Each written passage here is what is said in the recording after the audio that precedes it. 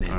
그리고 이번에 책이 이제 1천만 원 부동산 투자인데 요즘 가장 그래도 관심 있는 게 소액 투자거든요. 맞습니다. 예. 혹시 소액 투자 지역으로 이게 제일 궁금할 것 같은데 마음에 담아두고 계신 곳이나 또 아니면 투자 유망 지역이나 이런 곳이 있으신지. 일단 소액 부동산 투자는 얼마를 가지고 투자를 해야 됩니까? 소액입니까? 물어보신 분이 굉장히 많거든요. 네. 저는 이때까지 지금 소액 부동산을 투자하면서 한 500에서 5천만 원을 가지고 투자를 많이 했습니다. 물론 미분양 아파트 같은 경우에는 1억 이하로도 많이 했는데 그러면 500에서 5천만 원을 투자할 수 있는 아파트는 어떤 아파트냐면 일단 지하철 역세권에 역세권은 뭐 한 걸어서 10분 그다음에 한 500m 안에 이제 들어와 있는 이런 아파트 중에서 한 15년에서 25년 된 놈을 사야 됩니다. 물론 신축 아파트는 사고 싶지만 그거는 소액으로 살 수는 없어요. 갭이 많기 때문에. 그렇죠. 그래서 15년에서 25년 된 놈을 이제 선택해야 되는데 그거는 이제 서울 수도권에 특히 서울은 잘 없고 뭐 경기도라든지 인천 이런 데 가면 좀 외곽 지역은 그런 물건들을 한 번씩 볼 수가 있습니다. 그때 이제 체크해야 되는 부분들이 한 15년에서 25년 정도 됐고 왜냐하면 한 30년 또 가까이 되면 재건축 때문에 또 가격이 올라가더라고요. 제가 조사해 보니까. 그래서 15년에서 한 25년이나 말씀드린 거고 방 3칸짜리에 한 20평대 20평에서 29평 정도 되는 방 3개짜리를 이제 잘 노리거든요.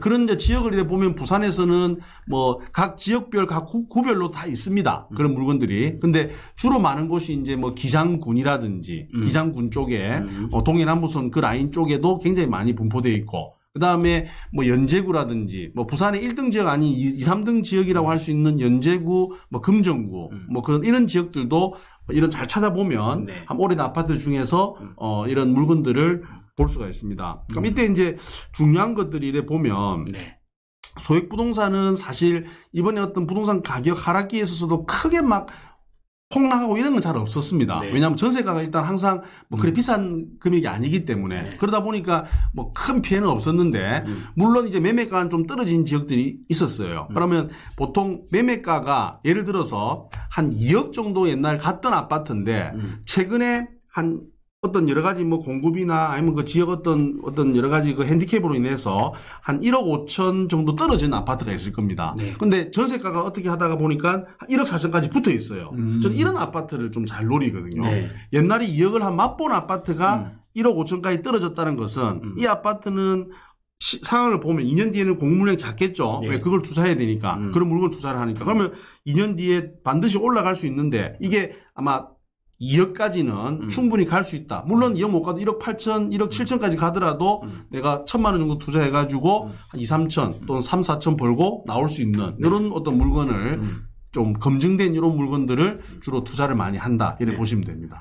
정말 매력적이고 옛날 생각이 많이 나네요. 그렇죠. 저희도 예전에는 돈이 없다 보니까 어떻게든 500, 1,000 이걸 모아서 투자를 하려고 했는데 아직도 이제 그게 가능하고 맞습니다. 그 시기가 도래하고 있다라는 도래하고 거죠. 있습니다. 또 잘만 찾으면 지금도 있고.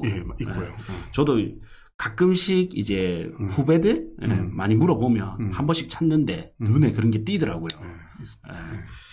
혹시 그러면 이제 그런 투자를 했을 때 좀 짜릿했던 순간, 뭐 즐거웠던 순간. 그거는 이제 예를 들어서 이런 거죠. 예를 들어서